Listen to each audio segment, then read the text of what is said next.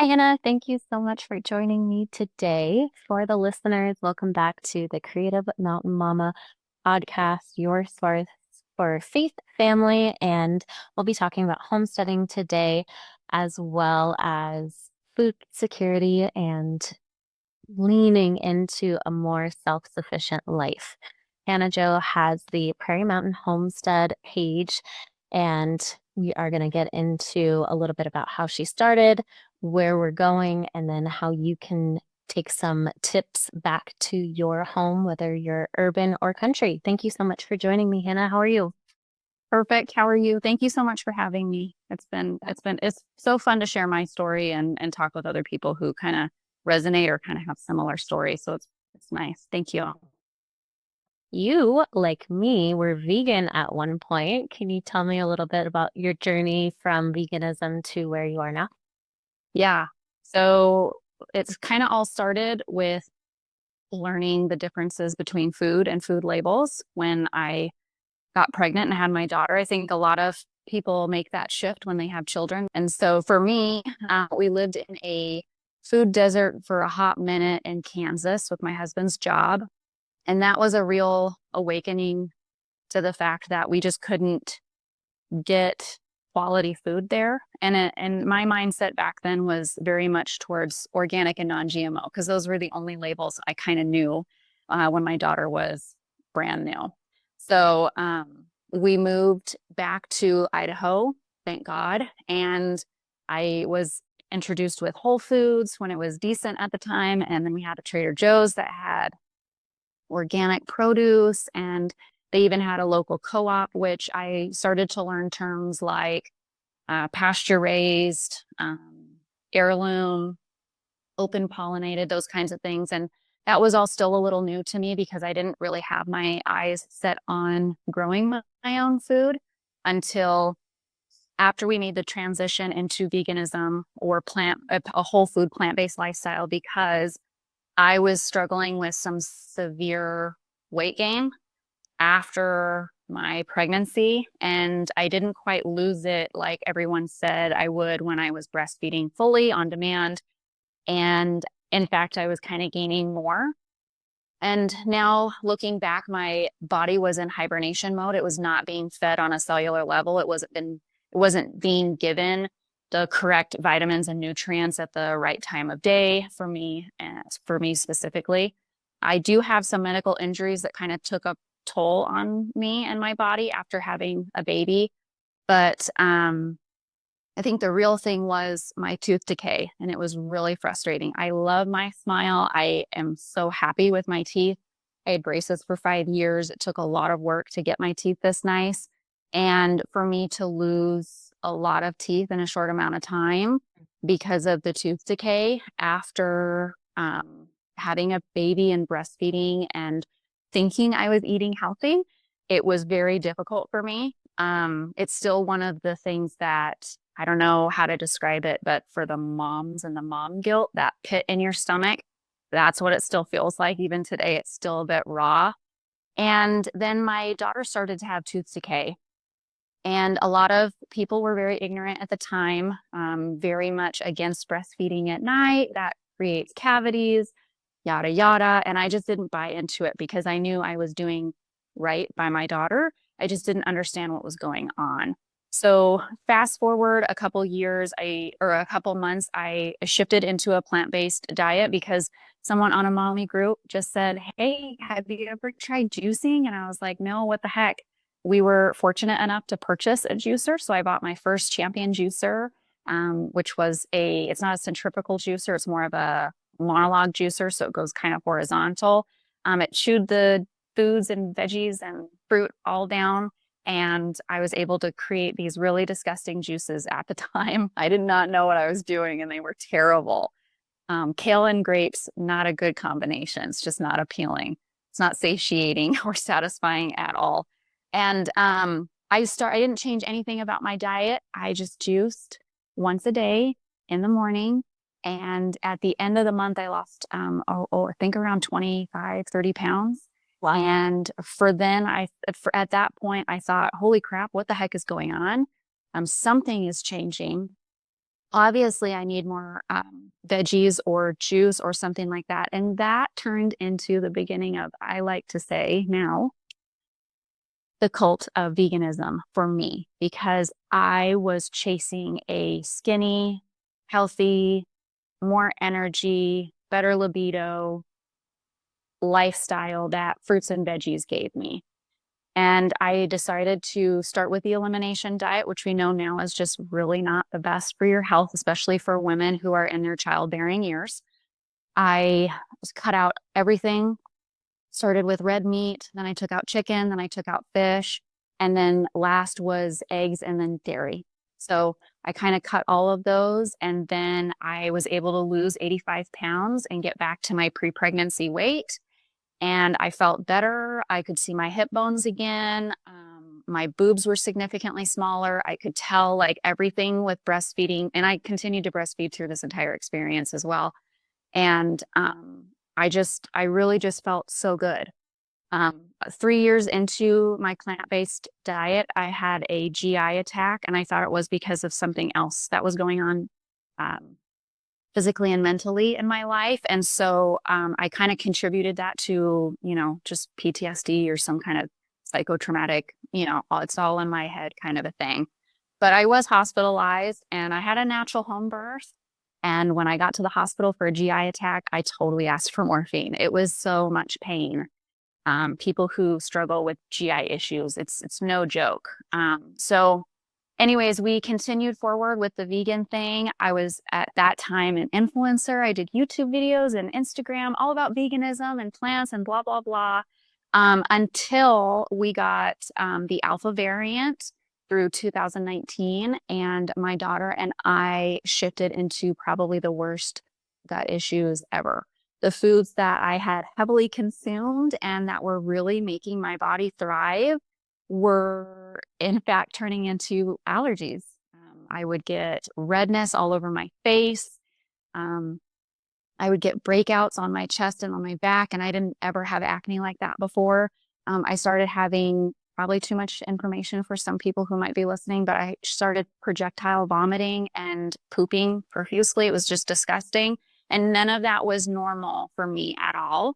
But it was a tall tale sign that something nasty was going on in my gut, and I did not know how to feed it properly. Um, After my gut stuff kind of started to happen, I started taking some vegan probiotics and prebiotics. And I realized that the amount of seed oils that is in that were not helpful at all. And it's still taking me years to recover from all of that. And I'm just now realizing that seed oils are, in fact, way worse than sugar. And they are a huge contributor to high blood pressure. And I, having a medical injury, have chronic hypoglycemia and anemia. So that's not a good thing for me. Um, yeah, it was just not a good picture. I think it just turned into this huge whirlwind of I'm on a high to then an immediate crash. And that kind of was the turning point a little bit for me because I was not only seeing myself suffer and not being able to serve my family, but I was seeing my child suffer. And for any mom out there, it's just a huge hot fire under your ass to just get something to change. And for the first time in 8.5 years, I ate an egg. Um, and then we made a chicken and I threw it away because I couldn't do it. So yeah, so that kind of was it's very long and dramatic and I left out a whole bunch of things, but if you want me to elaborate, I totally can. Well, it sounds like you kind of had to go there and, experience the hardships to get where you are now. And from one egg, can you tell me a little bit about like the animals you guys have? And now, you talked a little bit about to me about finding the place that you live now and going in with like a homesteading goal. And what was that transition like? Yeah, so both my husband and I grew up with animals and we've always just kind of loved animals. And being a vegan for so long, you're always just hypersensitive to animals and you want to have animals all around you. So My daughter thrives around animals as well. She just loves everything. And so we originally went into the snowball Dave Ramsey debt method. And we were doing that kind of in the last final years of being vegan and then transitioning into a more whole food, the entire whole food spectrum of a diet. Sure. And we automatically just knew that we would probably want chickens because they're good for compost. And we wanted goats because they're just so cute and they eat everything. So that's nice. And it would be kind of against the whole vegan mindset, but we could make goat milk soap. So we kind of had that in the back of in the back of my mind. And so when we started to look through all the properties in our area, we were very much phased out. Nothing against California and Washington residents, but them moving into the state of Idaho because it was a red state, they really blew up the housing market. And for people who have been here their whole life, it really kind of made us go into a county that we never even thought we would go towards. And so God kind of just continued to shift us a little bit more and more outside of the area that we intended to have. We really wanted anywhere from 5 to 10 acres. That was not ever going to happen in our price range. I mean, we had even contemplated getting those little sheds and converting it into a house just so that we could have the acreage. We even bought a trailer at one point and then realized it was going to cost us $55,000 down for a $125,000 drill for a well.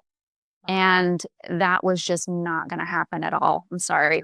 We're just not sitting on that cash because we don't have that equity of having and owning a home in a different state and then moving over to another state that has lower rates as far as everything when it comes to the housing market. So that was really difficult for us. I think we had to kind of squash a lot of assumptions. We had to squash a lot of dreams. We had to kind of come to the realization that we're either going to get a really nice house in the suburbs with absolutely no backyard, or we're going to get a POS with just a little bit of property way farther out. So my husband has to drive about 45 miles one way. It's 80, almost 90 miles each day to and from work.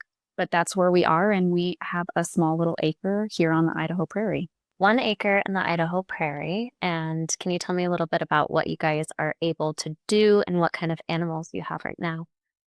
Yeah, so we have, I think about 30, 40 chicks, something around though. It's kind of always fluctuating, but we have a decent amount of chickens. We have about 12 ducks, 2 rabbits, and 2 dogs. So it's kind of a glorified backyard suburban homestead, but we make it work. We are transitioning into kind of rotational grazing. If you would have caught me like a month ago, I would have said we had a great partnership with our neighbors that we actually get to lease their property for putting our chickens out to pasture, but they just sold their house.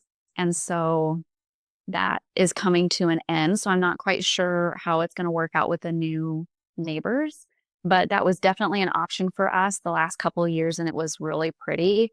It was a great kind of relationship that we had with them. And so we were able to do lots of meat birds, and we wanted to do turkeys and geese this year, but I don't think that's going to happen. And honestly, I feel like where we're at right now is a really great stepping stone.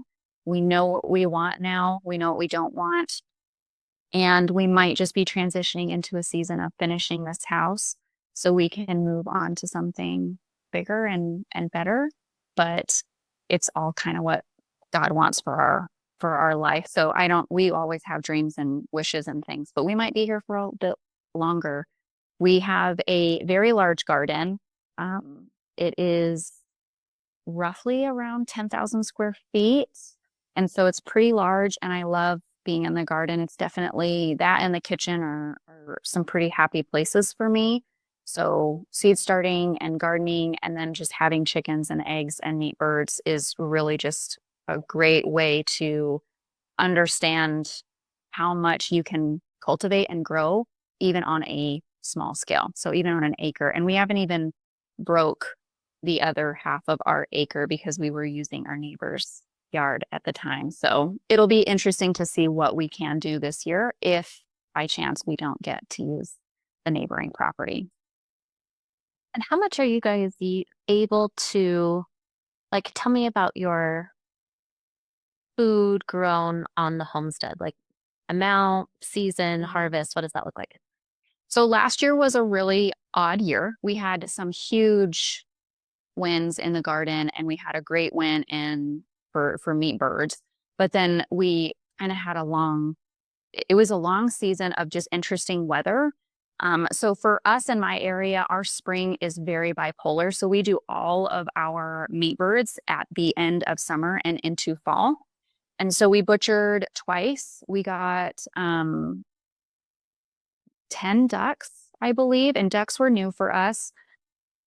I don't know if we're going to be doing that again. It's a very different process, and the meat is just completely different. And so I'm just not sure. I'm going to try a couple different ways on how to cook that. But we did get 10 of them, and they were all the drakes from what we hatched out. So I have a teeny tiny little incubator.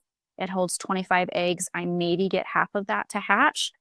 For the meat birds, we were able to get 50 birds in the freezer, and that was very, very easy for us. We put 25 in each of our tractors, which were two of them, and they are an 8x8. They fit perfectly. I think it's actually, excuse me, I'm so sorry, it's an 8x10. And they fit perfectly in there after they come out of the brooder up until harvest. And they were great. It's something that people can do literally in their backyard if they have enough space for them. Now, maybe they might not be able to do 50 birds, but they can do something. And the process of butchering and processing them was not as intense as I thought, even for an ex-vegan. I definitely think there were some things that were a little difficult for us, learning how to properly dispatch without any pain or suffering. It did take us a couple birds, but after that, we really got to work together as a family and put meat in the freezer. I was able to save all of the organs and use it for dog food because I'm not quite there yet, eating organs. I do take beef liver supplements, but not chicken livers right now. But yeah, and then last year was just a total hit on my tomatoes and peppers. We didn't have any, I think I harvested one pepper and the tomatoes came in right before the frost. So they're all in the freezer downstairs. I did not can any of that. However, we had a huge amount of onions. I harvested about 1,000 onions last year and probably the same amount of garlic. Garlic and onion are one of the best and easiest things that I have grown. It did take me a year or two to kind of figure out how to do that in my area. But once we got that,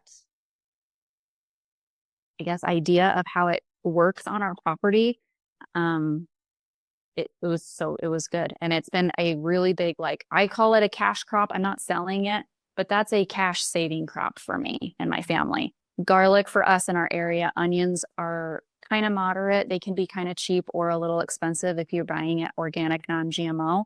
But that's something that I can take advantage of and do. Lettuce was not a really good year last year, and neither were the cucumbers. However, the 3 years prior to that, I was swimming in produce to the point where I was just giving away produce to my neighbors and or literally supplementing my chicken's feed with the amount of garden space. Yeah, you can really grow a lot of food. And I think if anyone's listening that's a new gardener, do not get hung up on the organic, non-GMO, the heirloom varieties. F1 hybrids can, in fact, be your friend when it comes to really learning how to grow food first, to then stepping into an heirloom variety and then saving seed for yourself. I think a lot of new homesteaders, myself included, got into this role of, I'm going to just do everything. And because your hands are in so many different facets of the homesteading life and dream and self-sufficiency aspect of a life, that you are kind of half-assing so many things. And I think that definitely has been something that we've learned the hard way because, I mean, gosh, when you get the keys to your apartment, I mean, we had chickens in our apartment. So while we were waiting for our house to sell. We just jumped right in there. Is there anything that you found surprising that you weren't expecting? Yes. I think the predators for us where we're at was a huge shock. And I think the death in any aspect is very much difficult. It could be because I'm an ex-vegan, maybe not. I think it's just because I have a love and respect for animals. You're just Mm, human. I think I'm human. Yep. I really like them. And whether they are ending up on my plate or just my free range egg layers who give me really great manure, I think they should be treated the same. And the predators for us in our area has been the dogs, our neighbors' dogs, and we just were not expecting that. We were set up for aerial predators. We were expecting wolves, coyotes. The neighbor said sometimes when the winters are super hard, the bears come down here, but we haven't seen any of that. We had a run in with a coyote, no badgers, which we have badgers everywhere in this area, but it really is the neighbors' dogs. And so I think something that I just really did not expect was the relationships between our family and our neighbors and how much this lifestyle and growing your own food is just still so weird to other people. That's crazy. The post that drew me to you was actually about chickens. Okay. And can you tell me a little bit about, what your background and research was? Yeah, we went to, so the first ever experience was me little. My mom had some backyard chickens. We had horses. I did all the 4-H's that she said I could do. And then my husband grew up on a farm. And so we originally had animals in our mindset and our lifestyle, but the real like catalyst moment to where we wanted to get birds, even as a vegan, was when we traveled to Santa Rosa, California for the Baker Creek Heirloom Expo. We sat down and talked with this really amazing guy who did a chat or a conference talk or whatever in front of all these people, including us. And he just could not stop talking about how chickens are one of the underestimated birds, that they're not being utilized properly. No one is taking care of them in a kind of a Great Depression era mindset. We're just relying on feed to then feed the birds, to then give us eggs, to then feed ourselves. Like there were so many things that he was saying in there that for me as a vegan kind of rocked my world and kind of gave me a different perspective when it came to chickens. And so we left there really understanding chickens in a completely different mindset. And I think that's another reason why we wanted so much property, is because when you have a set like 5 acres or 3 acres, anywhere from 3 to 7 acres, you can grow a lot of food without the feed store. And where we're at now, we still rely on the feed store, yes, but we're able to make some of those small changes to kind of cut out that feed store bill. And so for us with chickens, it started, like I said, we bought the birds from McMurray Hatchery and they sent it to us. We had the chicks in our apartment for 3 weeks before we moved into our home.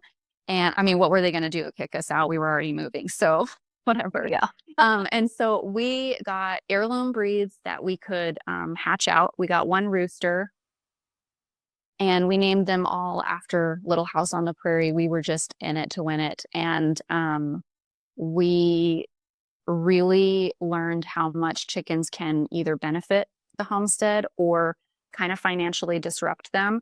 We purchased some birds through another seller and we ended up getting Merrick's disease in our flock. And that was a real shock and frustrating time because we lost half of our birds. And so, really understanding where you're purchasing your birds, how you're feeding them, what you're doing when it comes to like natural parasite prevention, things like that, are all things that I don't believe we look into as much as we possibly should. So we came back from the Heirloom Expo. We knew exactly what birds that I wanted to raise and exactly why, the eggs, all of the things. And then it got me into ducks. And coming from someone who I have anemia issues, and part of that is I can't process B vitamins properly, where if I take a supplement, I actually overdose on them, and then it gives me kind of some side effects that aren't really great. But I can consume duck eggs in larger portions, and duck eggs are a complete B protein. From the first to the last is a complete B protein, but they are so rich with their fertilizer. So duck poop is amazing for our fruit trees and our berries, versus chicken poop is really great for the vegetable garden. And we kind of utilize those in different ways. So our duck pool gets drained off near our berries and our trees, and then our chicken poop, where they're kind of rotational grazing and they're out on the entire back half of the acre right now because it's winter time. But we'll be modifying their tractor later so that we can harvest their poop a lot easier than we have been in the past couple years. So yeah, chickens are a real asset for a homestead, and they definitely are the gateway drug to homesteading because they get you to research pretty much everything else that you really didn't kind of think of when you first just picked up the chicks from the farm store. So yeah. Is there anything that, like, what do you grow on the property to feed them? And is there any parasite prevention plants? Yeah, so oregano is a big one. I grow oregano and then I freeze dry it or I dehydrate it. Depends on what I'm wanting. Really, I just cut the entire plant right before winter and I hang it up in bushels and I just give it to them. They'll eat it. Oregano is really great for them. The other one is pumpkins and sunflower seeds. So we grow a couple different varieties of both. If anyone wants to jot them down, I highly recommend all of these varieties. So for the sunflowers, we grow Mammoth Giants and Mongolian Grays. They're both from Baker Creek Seeds. You pretty much have to just kind of plant those. I would invest in a bunch of seed packets because you don't get much in there. But once you grow them for one season, you have enough seed for the next like 5 years. They are so prolific. I'm not joking you. I have a couple photos on Instagram of them and a couple videos with those sunflowers, but they are ginormous, like down to my torso area to my head. The sunflower is huge. And they're actually really easy to harvest when you know what to look for. So I start them outside right after the frost in seed trays. So I make sure once they germinate, I know exactly where to plug them. And I'm not disrupting their roots or making an area for us to like harden them off because sunflowers are they're a little, they're a little fickle when it comes to hardening off. So I start them outside in seed trays. I let everything be as natural as possible. And then I just transfer them over. They will grow up to, I had some get 18 feet last year. Those were the tallest ones that I ever grew, but typically they're around 10 to 12 feet. And then they will just start to wilt over, kind of like a cane. And it's so easy to just twist. You just twist their head and it pops right off. I hang them up in my garage and then they dry. We do have a bug. It's called a pincher bug or an earwig. It's kind of different all over the country. Those are kind of prominent in there. So I always grow way more than I need because also they feed the squirrels and it keeps the squirrels happy and out of my garden for other things. Squirrels can be a little frustrating. So I will hang up all of my sunflowers and then we were able to feed this year through December. And then last year we actually were able to grow through January. And so I know kind of now how much sunflowers I need to grow. And really it's not that many, especially if you're growing those really large, heavily seeded sunflowers. And I just love them. They're massively beautiful. They're brilliant to look at. Their foliage is so cool. I think the one thing is that's really frustrating is once you cut the head, once you cut the head of the sunflower, you kind of need to cut the stalk. And we've learned that the hard way the last 2 years because they're kind of hard once they harden off in the winter months. You come back and you literally, it's like a tree trunk. So I will note that for the first time gardeners of those. And then the pumpkins, totally underestimated. In the Spanish cultures and the Mexican cultures, they grow a ton of pumpkins to feed their flocks, their birds, and even their goats and cows through the winter months. And I think that it's so interesting for us to kind of utilize that as well and kind of use it on our homestead, even though it's a smaller area, we grew a ton of pumpkins and we're still feeding it to our chickens. And then the other thing is just like an herb, a mash of herbs. I love to do calendula, oregano, thyme, garlic, onion, um, some wormswort. I think there's a ton of them in there. I should probably share about that because this year has been a very, very wet winter. It has not been freezing cold like it has been in the past. And I know we're going to have some parasite issues. And I just don't want to find any of those things in my eggs because I want, a superior food than the grocery store or, the farmer next over. So I do try to cultivate a lot of money into my chickens as wisely as I can because they can become a very expensive habit. But when you utilize them properly, I think they can feed you quite well. And you said you're harvesting them at the end of every season, or you have been, right? The chickens or the The pumpkins? chickens. So the chickens, we do harvest them at the end because our springtime is so, I mean, this last year we had 80-degree April and then we had a frost in June. And it's just too cold for those teeny tiny little birds that just have their first feathers. Right. It's just too much. And so we just kind of stopped doing that. We do not do spring chicks at all. We just don't. Everyone loves it. It's the time for chicks. It is too cold for us. And I never know when it's going to snow or frost. We purchase our birds in June, July, and August, and we did September last year, and that worked really well for us. So we purchased them in June and then August, and last year specifically, the year before was a little different, and we got 2 harvests out of them. So I did both Cornish cross and the big red broilers from McMurray Hatchery, and I'm very, very shocked because we didn't ever grow Cornish crosses before. And I heard nothing but bad things. Either people loved them or they hate them. And I can totally see why. So, what we did differently than a lot of other homesteaders or a lot of other backyard just wanting to butcher their own meat people is we actually did not free feed any of our birds. We don't free feed any of our meat birds at all.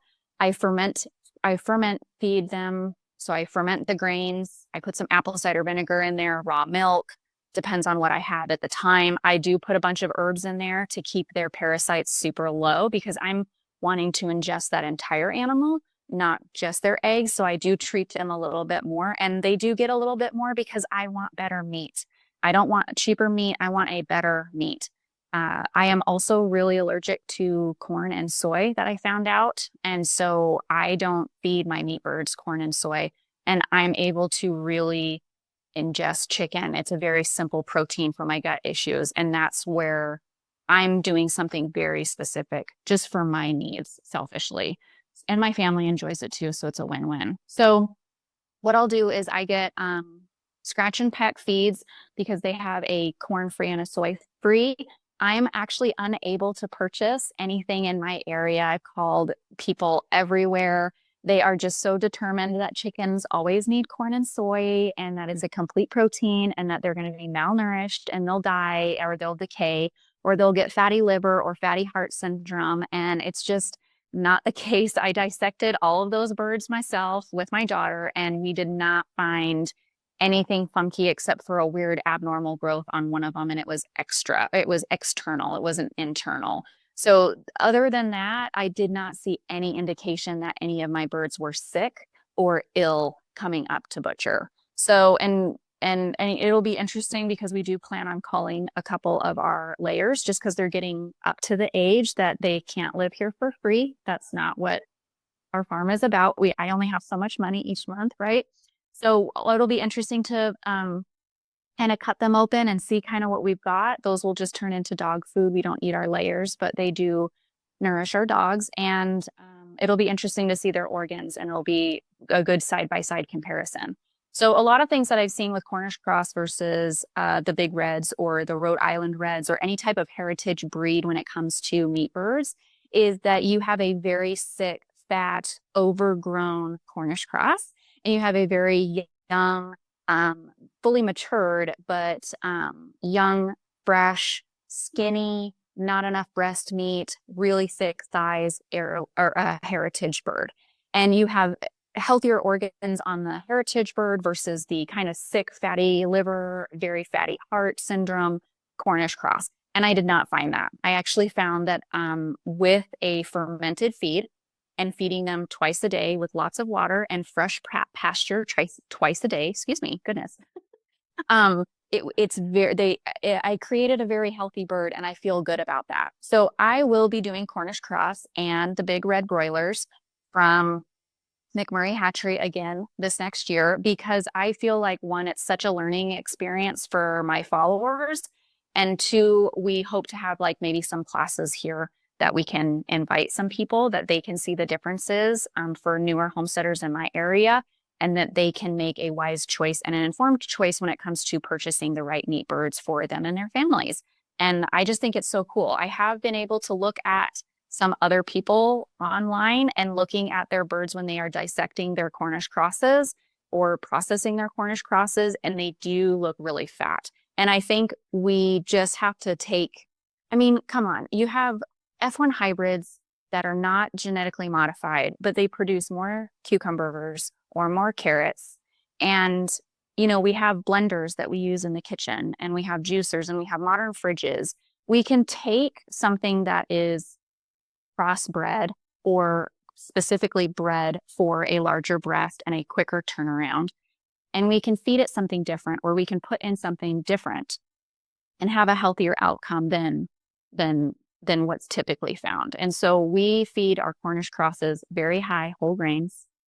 I give them fermented feed, and they also go a week or two longer than if I were to feed them traditionally, like they're supposed to, just free fed. But I didn't have any birds that couldn't walk that were so fat they couldn't walk. I didn't have any birds that died of heart failure. And I didn't have any birds that just, again, looked sick. Don't want to sound like a parrot, but looked sick when you cut them open. Because that's the last and worst thing I think you could probably have happen, besides them all getting eaten by a predator, is cutting it open and going, it smells bad, it looks bad. I don't even want to feed it to the dog. So tell me a little bit about like the demands of the homestead and being a mama, both the sweet and the reality. I will say it's been very eye-opening to understand kind of where children's worldviews come from. My daughter was raised vegan and knew nothing but veganism or whole food plants, fruits. We mono-mealed, we juiced all the time. We had smoothies, crazy green smoothies, you know, all that lifestyle to then moving out here in the boonies with neighbors that either love us or hate us. There's not very many kids around here. She's homeschooled. We have extracurriculars for here. So anyone who's listening, she's not like under socialized or anything. Okay. That's completely different podcast for a different time. But um, she just thrived really, really well. There were some hard things, like the death is very difficult. We all cried when our rooster died. He was a really great, he was a Bielefelder or Belfedere. Everybody says it different, but he was a very beautiful, great rooster. And he died when we had the Merrick's disease kind of come through our flock, and we lost him. And that was terrible because it's not only our friend and our rooster, but it's the protector of the flock. He procreated the next wave for the next year of meat and eggs. And it was just completely just, I don't know, it was just sad. We had some other deaths that just kind of hit us hard. Like I mentioned earlier, the death is just really difficult to get over, especially when you're putting so much effort into something. And it hits you not only like a waste of time, but it's a waste of life and it's a waste of energy. It's just hard. She's had so much fun. She's doing 4-H. She's learning so much better. She's involved in the kitchen more. She just is thriving a lot. And I really encourage children or parents to just farm school, if ever possible, just to grow your kids up, learning how to grow food, learning how to be social, learning how to thrive with other people. I mean, they are children and it's good for them to be socialized with their peers, but at the same time that they're not going to be children forever. And it is really good for them to learn skills to be within the community and to also talk to your elders in a respectful manner with obviously healthy boundaries, obviously. But yeah, she took over the chicken butchering and it was not we were not expecting that at all. We kind of expected her to watch a little bit, get grossed out and go inside. And I kind of came to the realization of that. But my hands, as small as they are, I could not for the life of me figure out how to get the lungs out of the chicken. And so she came in here with her tiny fingers and just scooped out all the lungs. And she was just cutting, pulling out, chopping off all the things. She helped me cut them. She learned how to process her chicken, to kind of quarter out her chicken and piece out her chicken. It was really cool to see. And not only that, but she had a lot of pride, I think. It was a sad day. I don't think any homesteader goes to into butchering day like, yay, it's butcher day. We get to kill all these birds and watch them bleed. It's terrible. But you can have pride at the end of the day that you know where the bird came from, what it ate, and how it died, and then be very prideful of where it ends up in your freezer to feed and nourish your family.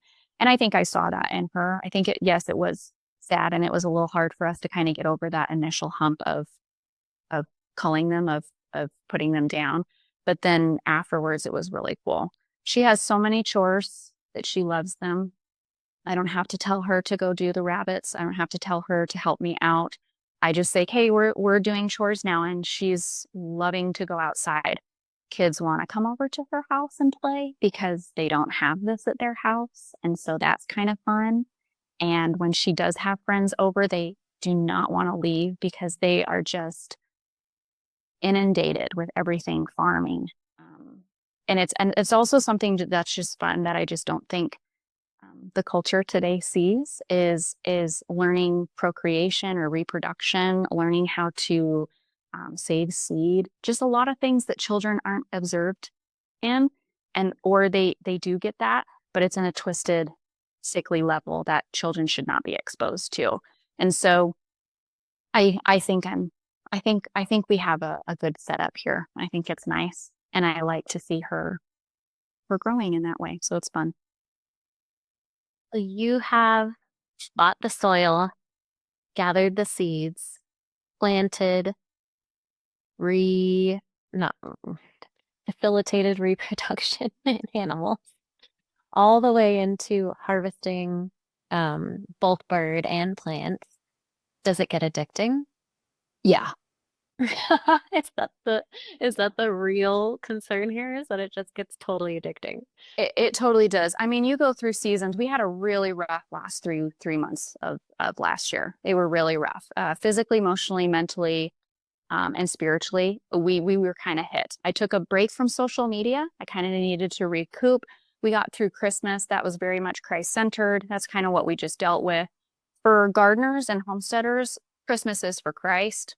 Seed starting season is really Christmas. Like I get so joyful when I'm opening my seed packets and starting seeds and planning things out. And what do you want to do? What does she want to do? I mean, my daughter has made so many different maps for her goats, where she wants to plot them out, how much it's going to cost. I mean, all the things. We are just going crazy. And we're also just kind of in a season where we're, like I mentioned earlier, I don't know if I'm going to have my neighbor's property anymore. So I don't know like how many birds we're going to be able to do, but I think it's still going to be something that we can experience this 1 acre that God has given us to the fullest and know exactly what we can and cannot handle. And I think over the last 4 years, we've definitely been handed that. And it is totally addicting. It's so hard, especially right now with all the bird flu craziness. It's so easy to just go out and buy more birds, but really, I don't need any more. We're good. I feel confident in what I have. I feel good knowing that I can incubate, and I know that we have a rooster that can do his job, and we have rabbits that do so much for our garden. Yeah, it's just been super fun. I mean, my daughter wanted to get rabbits, and it was very much on her point that that was in her mind that she wanted rabbits. And so She made a budget. She wrote up the tractors that she wanted because living in the house was not cutting it. And now she's able to kind of like harvest their poop and sell it. Rabbit manure is so beneficial to the garden. So if you're in an area where you cannot have chickens, I think meat rabbits and fertilizer rabbits are probably the way to go for sure because they are so, I think in my perspective with my own reality, my own homestead, rabbits are very easy to take care of. The one thing that's difficult for them is they do get too hot in the winter and they get too hot in the summer, excuse me, and their water freezes in the winter. And so that I think is our only issue is you have to go out and crack their water because they are a ruminant and they can colic. So there's that. But yeah, I don't know. It's totally addicting. We want more. We want cows. I have so many dreams and aspirations, but I just don't know what God is gonna have in store for us. So I think that's kind of what we wait for is we know what we want, but I don't know what God wants for us. So we'll see. I don't know. But yeah, totally addicting. And I think the point needs to be made in a crazy, like pedal on the foot down on the pedal in AI and let's take this thing and let's run with it and let's be the top. And you have so many skills that don't require technology, and that is going to set you apart from everyone else. Let's learn how to code and let's, learn how to Mhm. prompt properly and all of those things. Super cool. And then also your daughter's learning how to be an entrepreneur and how to sell and set up and harvest. I don't know why I was getting teary-eyed when you were telling me she was taking over the harvest. Like, that's so cool. How many kids get that these days? And what a skill to have. She's clearly, um, good at it already, and that's already in her. What a It skill. was really good. Yeah, it really was. It was really great to look to view. And then, during we have a homeschool co-op and she went crazy and she ended up making all these products and selling them at little vendor markets. And it was really cool to kind of see her for a change. And yeah, I just encourage it for other parents. I mean, there's tons of farms that will open up an opportunity for you to just drop your kids off or go do it with them. Go learn how to muck stalls and learn how to butcher a chicken and, learn how to piece out a cow or half of a hog. Like there's so many things out there that you kind of just have to look on Facebook Marketplace and see who's willing to allow you to come onto their property because I tell you, it's one thing to bond over something, but to bond over something like this, I feel like it's not primal. I don't want to say that, but I think it's just returning to basics that has been instilled in us that for the last couple generations have lost. And so we're bonding over different things nowadays when we really should be bonding over the things that make us who we are. Is so food, our homes, our water, um, our community, learning how to serve others, learning how to be served, even though it's hard. Those are just things that I feel like a lot of people are missing these days. And I think myself included, it's really difficult. It's one thing to go on Instagram and say, who's with me? Let's go make a commune or a compound or something like that. And let's go build a Yellowstone or a homestead huge thing. And people are all ready to do it. But as soon as it comes down to actually putting your foot in front of the other and spending the money to do that, you'll find that not very many people want to. So finding the people that do actually want to do that it's really worth gold. It's really nice to have those relationships. On the community side, definitely. Mhm. Can you tell me a little bit about, and you spoke to it a little bit, how your faith fuels your decisions and your everyday approach and your journey? Yes. Um, the pandemic or whatever people want to call it, the atrocity that happened for our country really kind of shifted us because we had this mindset of homesteading. And when that happened, we knew that it was for that time. It was for that occasion, for that issue that happened in our country. That's why we wanted to homestead. That's why we wanted to be able to preserve food and learn how to grow our own food and give to others. Um, and so that really instilled a little bit of fear in me. And I went into prepping with I want to have all of this so that I can either trade, barter, or get through 6 months of food. And I think with that grew a lot of energy and dependence on I need a homestead, I need a well off grid, I need a cellar, I need freezers, we need the generator, we have to have this garden, we have to have that, I have to grow these foods because they store better. I need to learn these skills, we need to have this much ammo. Like the list could go on. But really, when we moved here, I realized that my safety and my salvation did not depend on my homestead. It did not depend on how much food was downstairs. It did not depend on how much money we had saved up or, in specific bonds or stocks or whatever. None of that really actually matters. Um, so my faith has kind of grown in a very different way that I didn't really think it would. Um, but the way that I study the Bible is different. The way that I'm looking at the Bible is different. The way that I'm seeking Jesus is different because there's just something happening with the world. And I think people are being sifted. And I really think that it's so easy to get caught up in this mindset of homestead preparedness and homestead readiness and learning about all of these things. But in reality, I mean, we don't know how long we're going to be here. And what really matters is that we're sharing Christ with people, the real Jesus, who is his fully God and fully man, who came here to die on the cross for both you and me. And that's what's really, really important. And so I think God has given me an outlook or a way to share what's kind of truer and natural in life that we're kind of not seeing. We have AI that does everything for us. We have Instagram that just portrays healthy, happy, lovely, beautiful, and doesn't talk about the ugly, the traumatizing, the sad, the scared, and even the waiting of life. And we have all of these things that we're kind of wrapping up into this is what we need to be safe and secure. And the reality is we kind of only need Jesus. And it's not really what we have here on this earth. It's what we can do for him and how he can use us for his glory, not our glory. And then to move forward with that. And so, yeah, my faith has definitely shifted.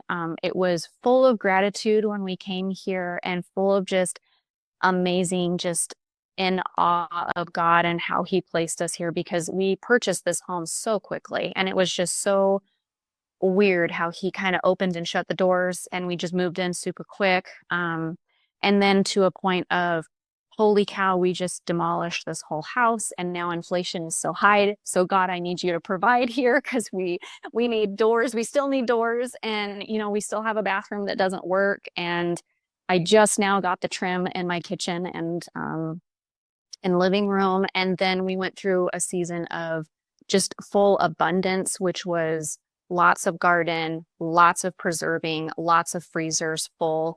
And then to this last year, which was really difficult for us. We had a lot of loss. We lost some meat birds to the coyote. We had a lot of things going on in our family. We had just so much stuff that was kind of getting hit by everything. I kind of just had to throw up my hands and say, can't do it anymore. So you've got to kind of take control because I'm mentally losing it, you know? So I don't know. And the more and more times I've talked with people, I think a lot of people are going through not exactly what I was going through, but I think they're being sifted. I think God is just slowly kind of refining us piece by piece for something specific that we don't know is going to happen in the future. And we do know, right? If it is, this life is like smoke and it ends. We know that we're here to do exactly what you just did and share the gospel. And the good news is, if it is the end times, we're here not to prep and hold and harvest and like, oh, buckle down and, survive. We're actually here to be that last group that gets to meet Jesus here on earth. How cool is that? It's not scary. It's actually really good news.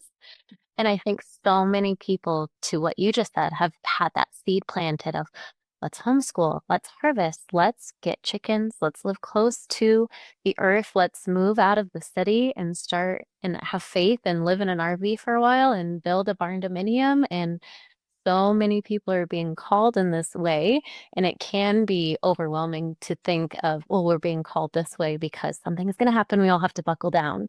The good news is that that happening is Jesus coming back. And what a cool thing to look forward to. That was my Bible study that I just joined. Is actually, let's talk about this. It's Max Lucado's What Happens Next. Let's get excited about this. So I love that conversation, shift around that piece. And you can live a really, truly a good life and do things the right way. And Jesus still promises there'll be trial and tribulation and yucky stuff and death, and we're here for it. There's no getting out of it. And I love what you said about, I think that's what sets this format apart from other short feed social media is we can say, hey, this sucks. And that sucked. And life is actually really difficult. You get the conversation piece that you get to look at the good and the bad. Absolutely. And I think, I mean, there are going to be people who just will not touch it with a 10-foot pole, but then I do get a part of my community who is like, thank you for being transparent. I actually was going to make that same mistake you were going to, and I'm glad that you shared it. And so that nourishes my soul kind of on a different level because it makes me feel like I'm not just talking to a bunch of random people. I'm talking to people who genuinely want something that I'm even striving for myself. And that if my mistakes is going to help someone else, that in turn will kind of feed why I'm even doing this. Because I go out and I look at what people are doing. And to be honest with you, it's great to know what people are buying for their seeds. I actually want to know what people are not buying. Like, what are you not growing? What are the things that you're not doing? Because it's so good to hear why they're not doing something. Homesteading is so different. I mean, Idaho has 4 different climates. The people in North Idaho are different from me in the valley, and the people in southern and eastern and western. Like, we all have different climates. And so it's very interesting to see like what they're not doing and why, because it actually might benefit my area. And I think if for anyone who's listening and they're wanting to get into homesteading or they're wanting to just have a backyard garden, I would really encourage you to not just listen to what people are doing, but what they're not doing and the why that they're not doing. Because sometimes the mistakes are actually more beneficial and more deepened in wisdom than all of the fun things that people are doing. Absolutely. And that's a good challenge for content creators is diving into the hard stuff, sharing the mistakes, sharing the hardship. It's so beneficial for others. And then you're in that service position and not, just glorifying the good. Absolutely. So whether it's growing your first garden, looking into food security, and even questioning the systems we so easily rely on, I hope this conversation brought you some wisdom. Before we go, where can people find you and follow along with your journey? Yeah, so thank you. I am Prairie Mountain Homestead on Instagram and on YouTube. And I think Prairie Homestead or Prairie Mountain on X or yes, X. And so, but no, I really am just on Instagram and YouTube. I started up doing YouTube again. No more vegan videos, but it's going to be seed starting and homestead videos. So yeah, I'm excited to meet all of you guys. Definitely send me a message and we'll get to talking. It'll be fun. Awesome. I'm excited for your YouTube and getting to see what seeds you're gonna get going where you live. And for those of you listening, if you enjoyed this episode, please take a moment to subscribe, leave a review, and share it with a friend who needs to hear it. You can find many more resources on my blog and handmade goods at creativemountainmama.com. Don't forget to follow along on Instagram. Until next time, please keep building a life that's rooted in faith, family, and freedom. See y'all soon.